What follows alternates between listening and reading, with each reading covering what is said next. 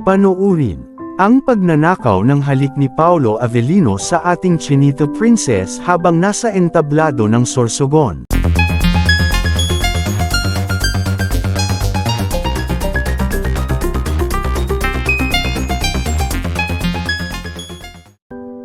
Hiyawan ang mga taong nanunood. Talaga nga namang nakakakilig at napakataas ng chemistry nitong si Kim Chiu at Paolo Avellino at nakita pa sa kamera ang pagnanakaw ng halik ni Paolo kay Kim Chiu.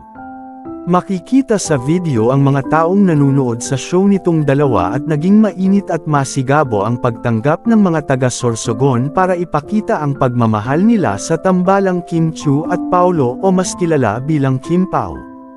At mas lalong kinilig ang mga dumalo nang magpakita ng mga sweetness ang dalawa na para ng mag-asawa sa totoong buhay. Makikita sa video ang palapit na paglalapit ng mga mukha nilang dalawa. At mga titig na malagkit sa isa't isa. Napakaswerte ng mga tao doon dahil live nilang nakita ang mga pangyayari.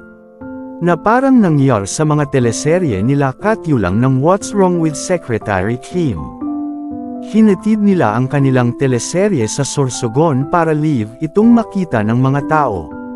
Maraming tao talaga ang pumunta para makita at maramdaman ang kilig na hatid ng tambalang ito. Bagamat marami na ang napuntahan ng dalawa, hindi pa rin sila napagod makita lang ng mga tao sa ibang lugar. Mas lalong naghiyawan ang mga tao nang masilayan nito ang pagnanakaw ng halik ni Paolo kay Kim. Na tunay nga namang nakakakilig at mapapasigaw ka talaga sa kilig lalo na't harap-harapan mo itong makikita. Naging masaya at maganda ang daos ng concert sa Sorsogon. Nag-viral pa nga ang story ni Kim kasama si Pao at kasama ang Mayon.